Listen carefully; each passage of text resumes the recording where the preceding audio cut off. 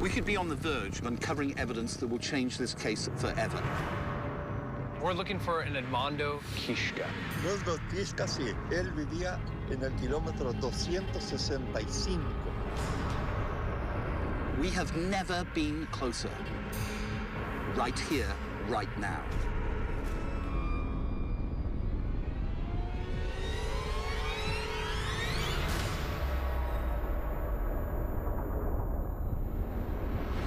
Was your father a Nazi? Sí, sí. Había mucho, no era el único. We're looking for names, documents, dates. Nunca nos reveló ni nombre, ni rango. No conozco. The thing is people don't like to talk because they have something to hide. And I know that your father's part of it.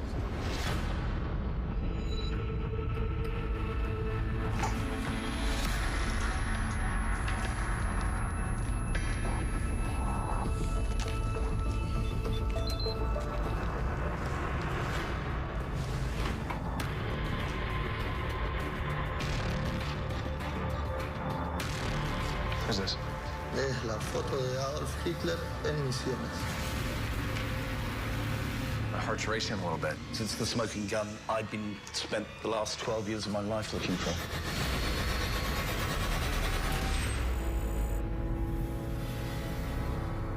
This comes from the FBI. Here's the 3D model. We start looking for things that line up. In the photo, I got an earlobe. Look at this shape of the ear, this shape of the ear here, very similar. Look at how that mouth, they fall right on top. So all of these things are lining up. And then this nasolabial shape here is lining up as well. It overlays very well. Adolf Hitler, he's alive well after 1945. I would be pursuing the case.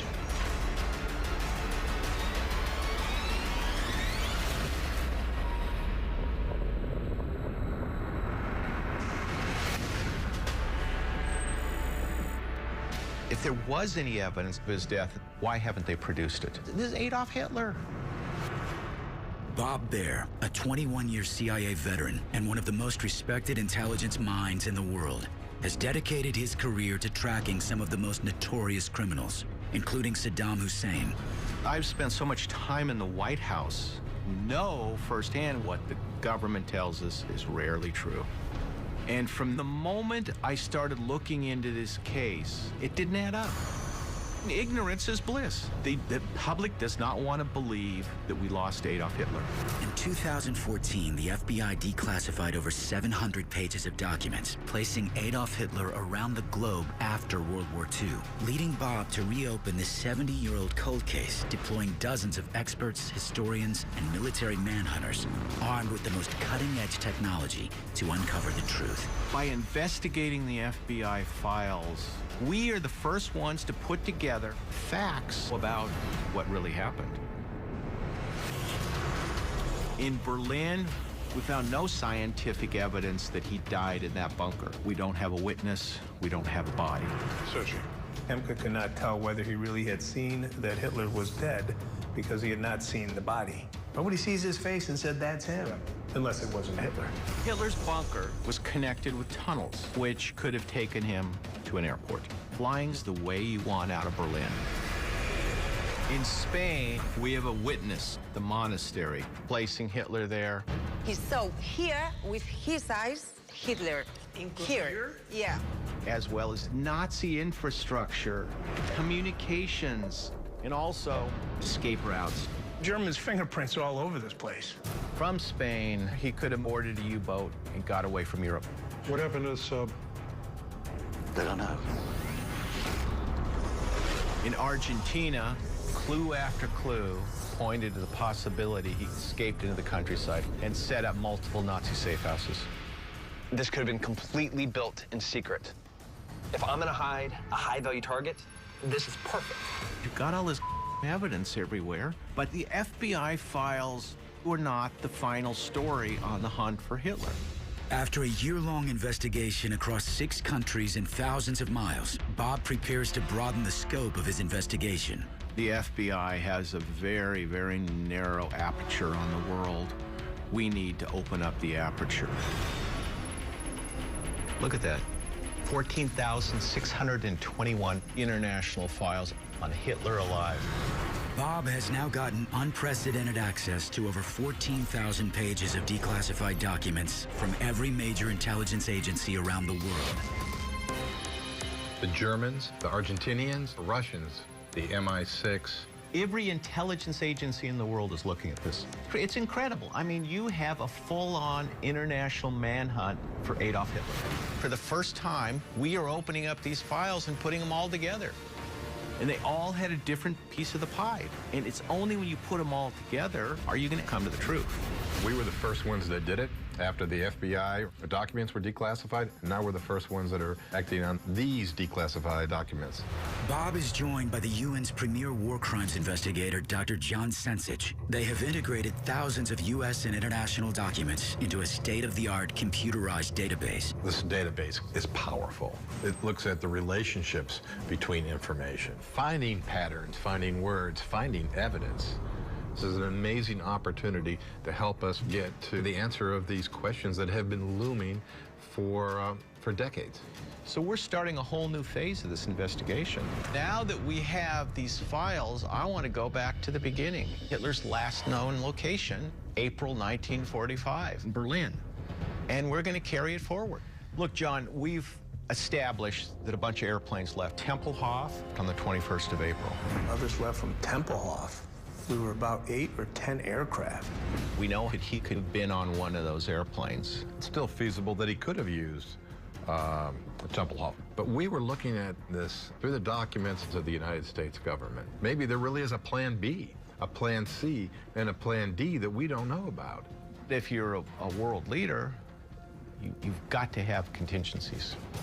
You simply do not have one way out, because you have one way out, that's how you end up in an ambush. We've got the database, and to establish the specifics, to move from theory to real evidence, I think that's where we got to go next.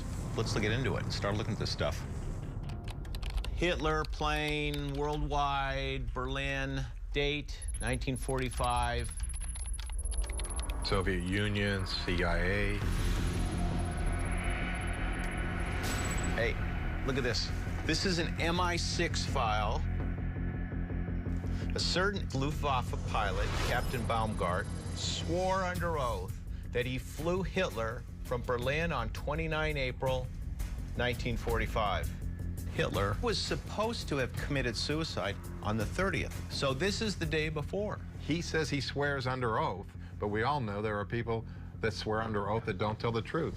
What we need to do now is to look into this database and find out if there's any other evidence or leads that we can track down to corroborate his statement. Let's see what we got.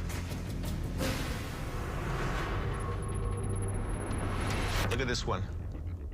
This is coming from the U.S. Army. On the day Hitler left Berlin, the Germans made a counterattack in order to clear a strip from which the plane could take off. The two reports go hand in hand, and they lend credence to one another. Sounds like to me this is a makeshift airstrip. Clear a roadway, whatever you have, and take off. The tenor of this completely changes when you have a name and a plane and a day and a makeshift runway, and we're going to paint a complete picture for the first time. In the context of looking for Hitler's escape route, we are now getting into specifics for the first time. I want to touch something and feel something. We can determine where that makeshift runway was. That's powerful information. We need to send a team out there to explore all of those possibilities. Right now, we've got good leads. Let's see if we can turn this into some type of evidence. This is a huge breakthrough. Let's do it.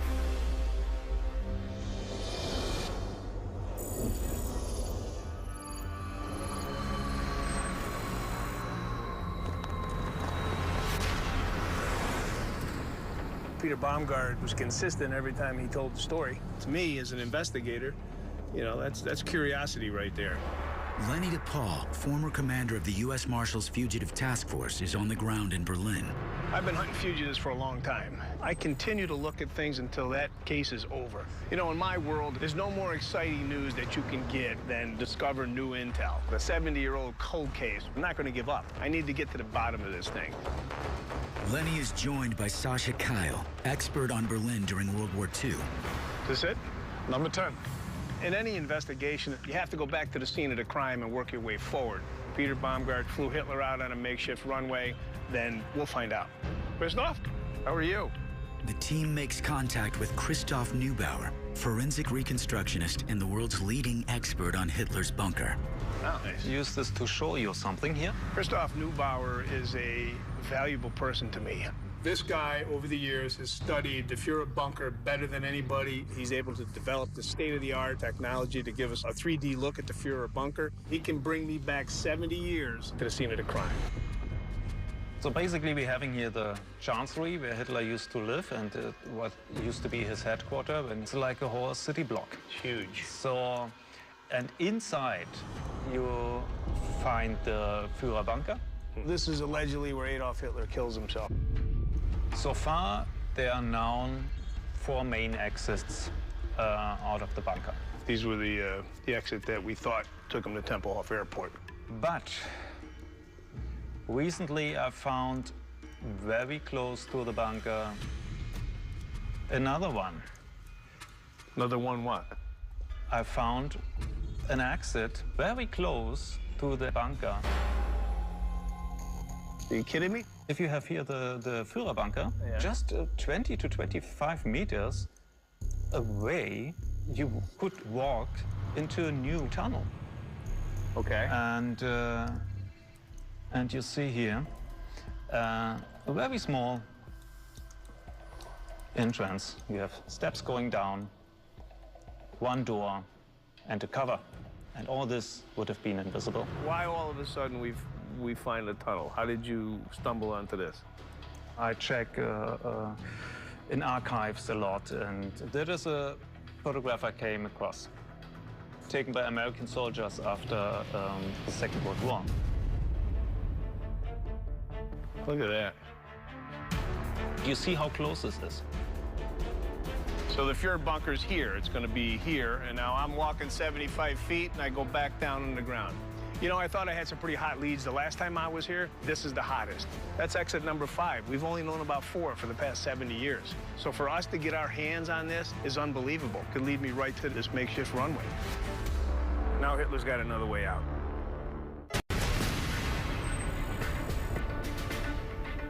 So from the Führer bunker, you travel 75 feet into this tunnel.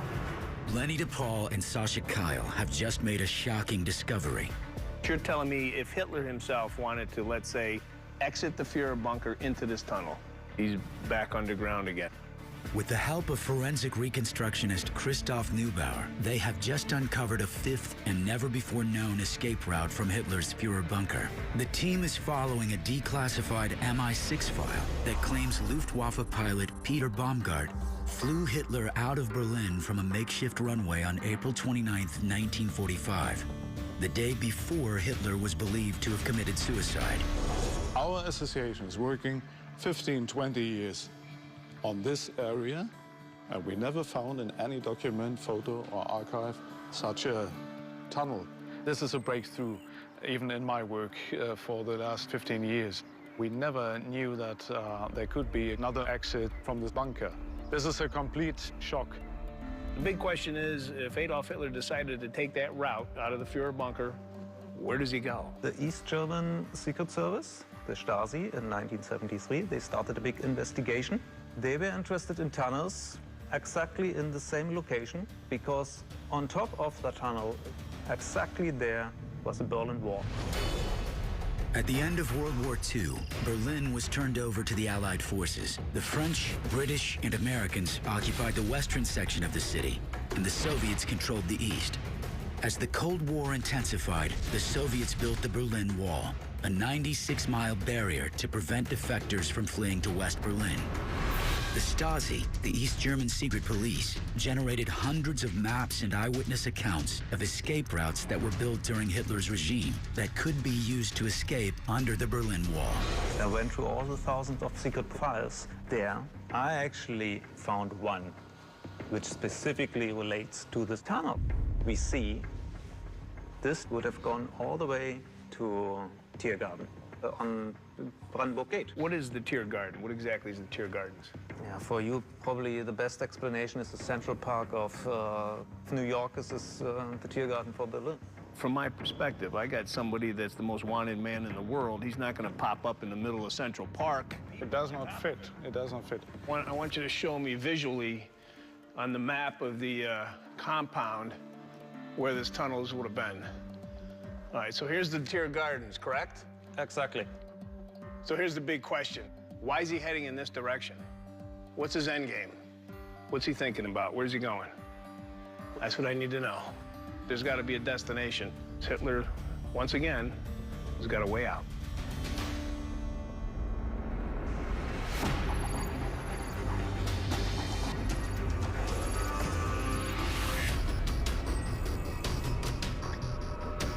This is a fantastic find. This here, at this location, is the entrance to what we now call exit number 5. Bob Baer and Dr. John Sensich review the findings from the team's investigation in Berlin. You know what strikes me as so interesting is that they had taken the time to build these tunnels. I mean, they were planning this years in advance with a purpose. This is the great thing about the files, that we're going from the realm of speculation to the real possibility of a clandestine exfiltration to a makeshift runway. I want to show you a document that I just came across. We didn't find this before because we were only looking at the FBI files. This document is an Argentinian document. Look at what they've got here. Nazis, upon arriving to Argentina, took refuge in a militarized outpost in Misiones. That's great, I love it. Earlier in this investigation, we found 3 structures that are completely isolated in the middle of the jungle in Argentina. This could have been a real hideout location for somebody on the run. And we already know that at the compound the team's been to, they found photographs, Nazi paraphernalia, the photographs with people wearing the Nazi uniforms, the medicine. Most of the medicines are for the stomach problems. That was consistent with the type of medicine used by Hitler for his own particular ailment. It's pretty suspicious. Whoever was living in this residence had a lot of money, a lot of connections to Nazis, and the #1 suspect is Adolf Hitler. You know, when we first went to Misiones, I was picturing it as sort of a lair, you know, get away from the police, hide out, get away from communications. But this file is something entirely different. You're actually talking about a defensible, militarized zone. It's amazing. If it's militarized for one purpose only, and that's to defend a very important figure. Militarized outpost is telling me that we have guards, weapons, supplies, anything you need to protect somebody like Hitler. Well, I'd like to find out from an archaeologist on the ground there, is there anything that would indicate that it indeed was militarized? I think we should call Daniel up. The team makes contact with Daniel Chavelzone, the head archaeologist who has continued to excavate the Nazi site in Misiones, Argentina for the last year. Hello? Daniel, this is Bob Baer and John. Hey, hello. Yeah, we've come across a report that says that there was a military compound in Misiones. This is very interesting. We are working every day and we are finding thousands of remains at the site. And we discovered something absolutely amazing. We just find a new building. This militarized zone in Misiones very well could be no different than what bin Laden did in Afghanistan. Set up a base in a country that's fairly friendly. We got to get Tim back there. I mean, he spent his career building bases that are defensible. I want his opinion. I can't really wait. Get the team down there and start looking at this and seeing what type of concrete evidence we can develop from it. If we find an extensive Nazi base in Argentina, we are really breaking new ground.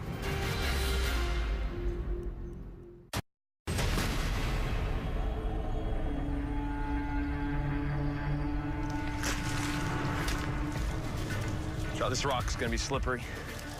Tim Kennedy, U.S. Army Special Forces, returns to the jungles of Misiones, Argentina, to follow a declassified Argentinian document that reports this area was once home to a Nazi militarized outpost. I've spent the majority of my career working in the military mindset. If this was a military compound, just taking that lens and looking at it with a different perspective might tell us everything we need to know.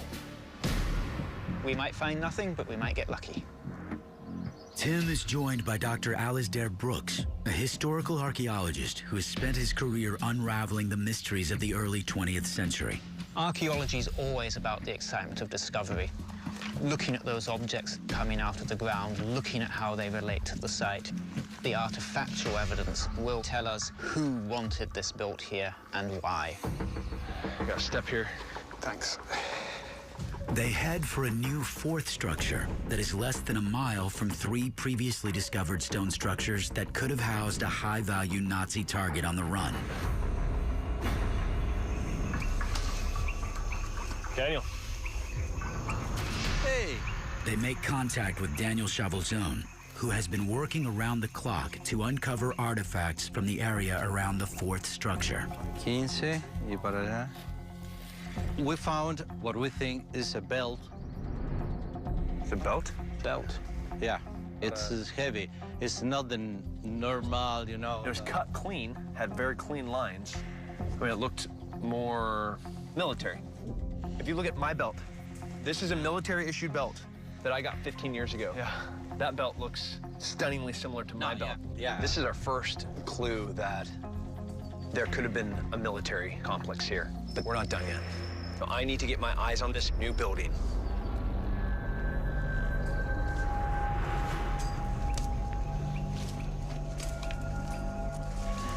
Watch your foot through here.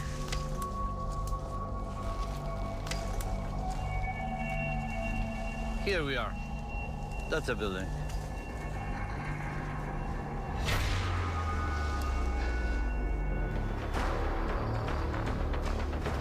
It's massive. Yes.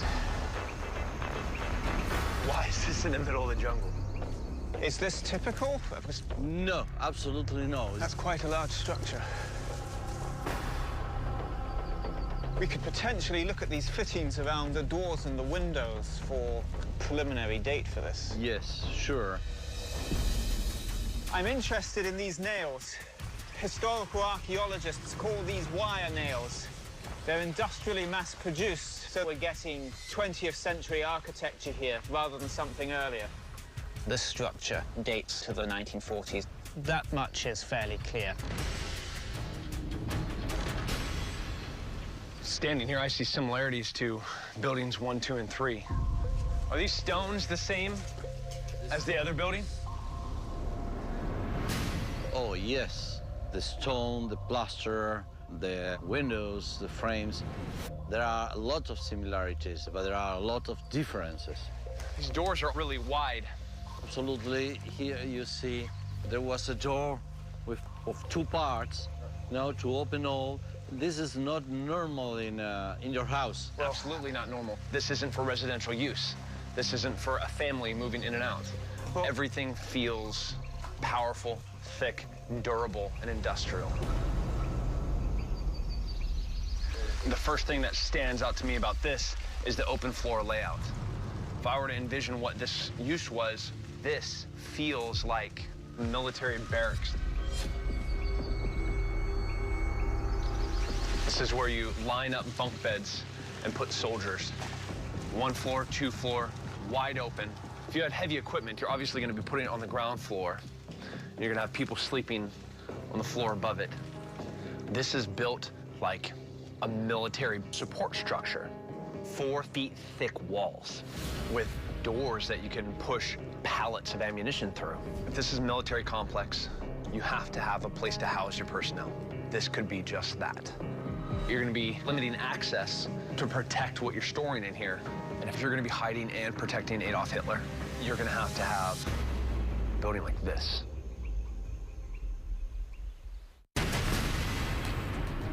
This information has the potential to really change the entire course of our investigation.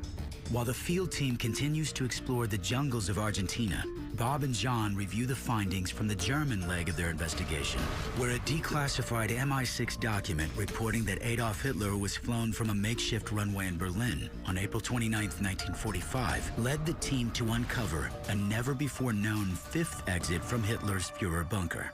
Well, for me, the most mysterious part is exit 5. Here's the entry. From there, it goes into a tunnel. Precisely at this point, the East German secret police, the Stasi, were conducting their own investigation. A declassified Stasi file reveals that this fifth exit would have connected to a 2,000-foot-long tunnel ending at the base of the Brandenburg Gate. This iconic monument marks the beginning of Tiergarten Park, which was redesigned by Hitler to be the crown jewel of his capital city. So what did it get him getting in the middle of the Tiergarten at the Brandenburg Gate? Brandenburg Gate, Hitler, plane.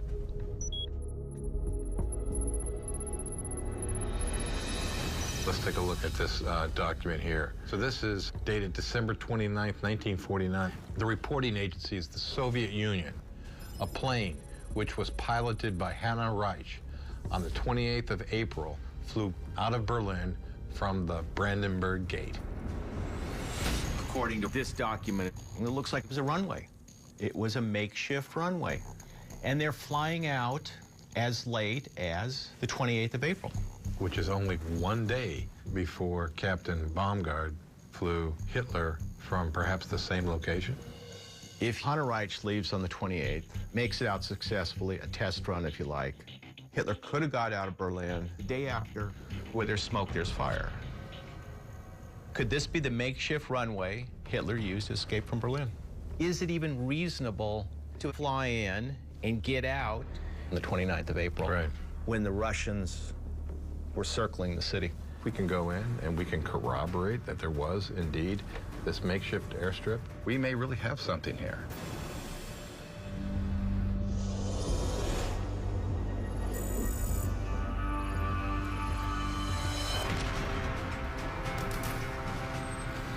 Hanna Reich, she's able to fly a plane in and out of here on April 28th. Allegedly, on April 29th, Baumgard flies Hitler out of here. Lenny DePaul and Sasha Kyle investigate the avenue running from the Brandenburg Gate through Tiergarten Park in search of evidence that it could have been used as a makeshift runway. So, Sasha, take me back, let's say April 20th to the 30th. Did the Nazis occupy this area right here?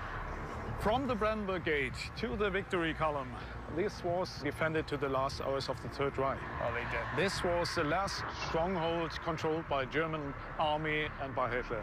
All the other airstrips and airports were down and forced by the Russians in these days. Victory Column was what? In the massive foundation of the Victory Column, they placed the radar control and aircraft control. Can we get in the Victory Column? Yes. You can get me up top? Yeah. Let's go. I got to see this. What a vantage point that would be.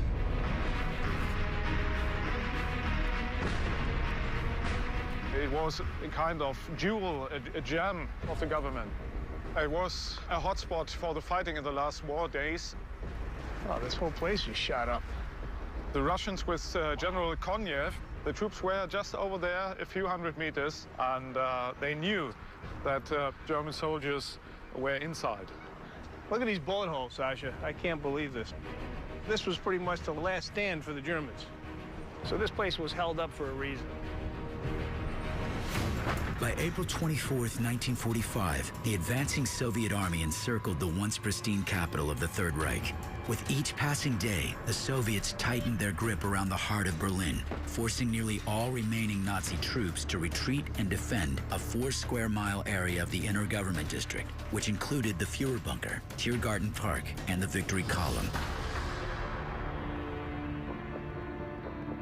I got chills just thinking about the Russians are outside shooting at us with everything they got. The Russians were 100 meters out. High-ranking Nazi officials, they knew they were signing their death warrant right there. Why would they be here?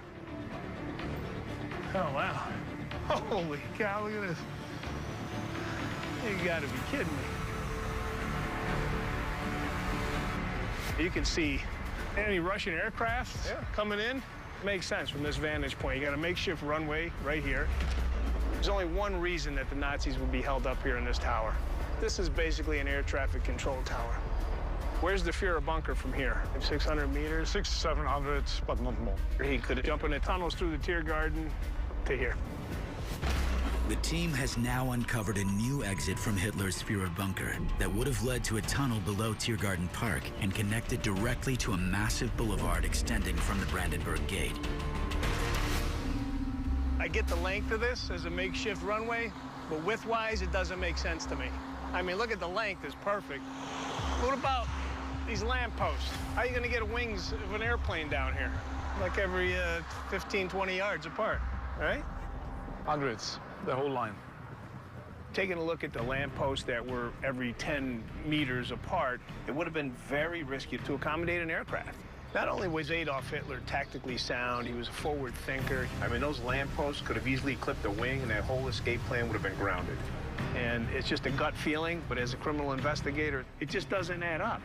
The way it looks right now, for the wingspan of this aircraft to get up and down this runway, it's a death trap.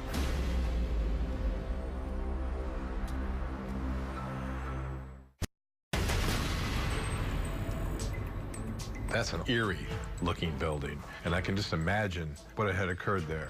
While waiting for an update from the German leg of their investigation, Bob and John focused their attention to the findings from the jungles of Misiones, Argentina, where they have discovered a new fourth structure in the same area that a declassified Argentinian document reports a Nazi militarized outpost after World War II. I think this is just an anomaly that's just like glaring, huge. Who builds a two-story structure with reinforced walls, very thick, bolts, in the middle of the jungle? I mean, it looks like somebody took a plan from maybe a barracks and said, all right, go put this in Misiones, out in the jungle where nobody can see it. The more we get into the Misiones site, the more it starts looking like something military related. According to the Argentine report, this was a military zone, and voila, what do we have here? A military type structure. You put soldiers there, supplies, and then that would protect the main residences. I truly think this is huge. I mean, I think it is huge. Always lingered in my mind in the first part of our investigation is, okay, if it was Hitler that's in that building or some other high-value target, where are the people that are providing the security for him? Are they living in the same building? I mean, he just didn't go out there and set up his mansion, you know, and do everything himself. But now we're talking about someplace you could put personnel that wouldn't be right in where you lived.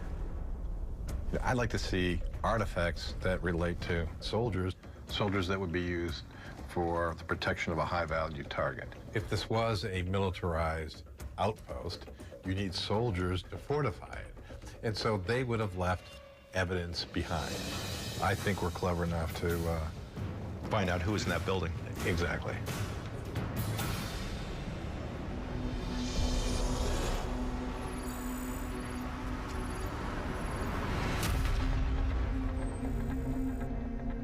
These are the artifacts. Yeah, here are all the artifacts.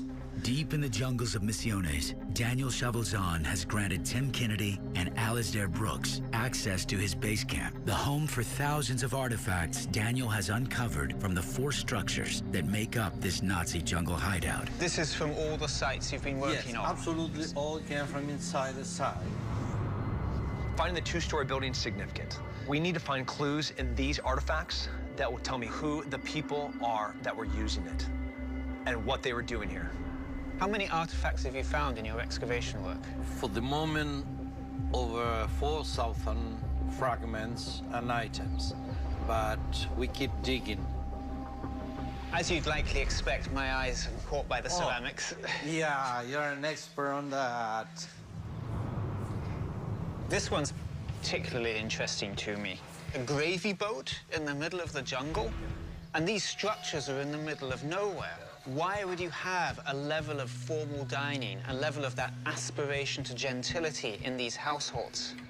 I don't think there's any question that anybody could doubt that somebody was prepared to stay here for as long as they wanted and could feel safe. This is particularly interesting because it has a German maker's mark. That's Villeroy and Bosch. If I were to find this in, say, Buenos Aires, I might not be too surprised. Here in Misiones, on the banks of the Paraná River, in these sites that are complex of sites that are hidden away, that's more remarkable. This is highly breakable, highly fragile materials made in Germany. Accepting that Hitler's style of living was higher end, there is connection, an unexpected level of formal dining here in the jungle. This doesn't look like somebody is there to hide. This is like somebody is there to live comfortably. And to me, for a high-value target like Adolf Hitler, to be comfortable and safe, that means that they have soldiers around them. Have you found anything that is military or that would be used to protect somebody that could live this comfortably? Yes, we have some other thing. Oh, here you have, for example, bullets. And this is obviously 9mm bullets. This bullet has been used historically to protect the most important people on the planet. And is still used today for that exact same reason. Of all of the different things that he'd found, of all the different fragments of bottles, medicine, trash, cans, the military items were the least frequent. That made a lot of sense to me. These are not guys who are gonna be losing bullets, dropping magazines, losing guns. These are trained soldiers. They're not gonna leave a trace of what they're doing or how they do it. I would almost want to segregate all of these artifacts, in my mind, the people that were living comfortably, the people that were secure, the people that were being protected, and then everybody else. The person that is using this, I think, is protected by the people that are using that.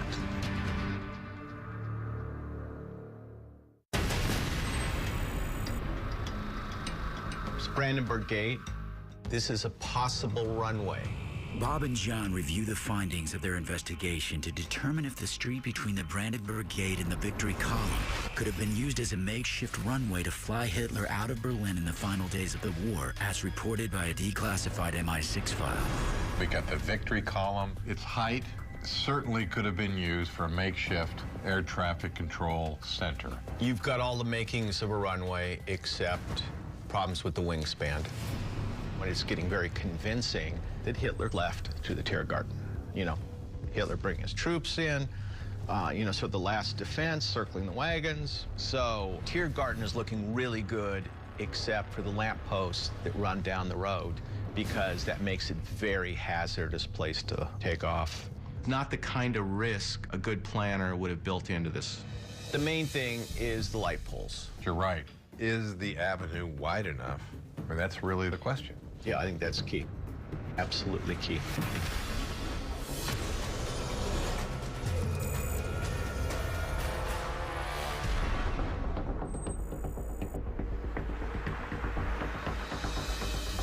To determine if this avenue was wide enough to navigate a plane through in the final days of the war, Lenny makes contact with Alessandro Nusso and Federico Uccelli of Leica Geosystems.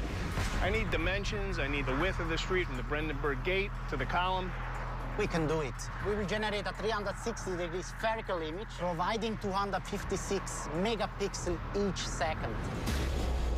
With 7 laser scanners and a 360-degree camera array, the Leica Pegasus 2 is used by forensic analysts all over the world to transform crime scenes into 3D models with accuracy down to the millimeter. The result of the scan will allow the investigative team to examine Hitler's possible escape route from every angle. Well, go work your magic. While the Leica laser scan gets underway, Lenny, thanks for coming back out, brother. How you doing, right? Lenny meets up with Sasha Kyle, who has uncovered evidence from local photo archives and has made an important discovery. This is before the war, and you can compare this line with the modern lampposts. Yeah, right. As you can see, it's the same line.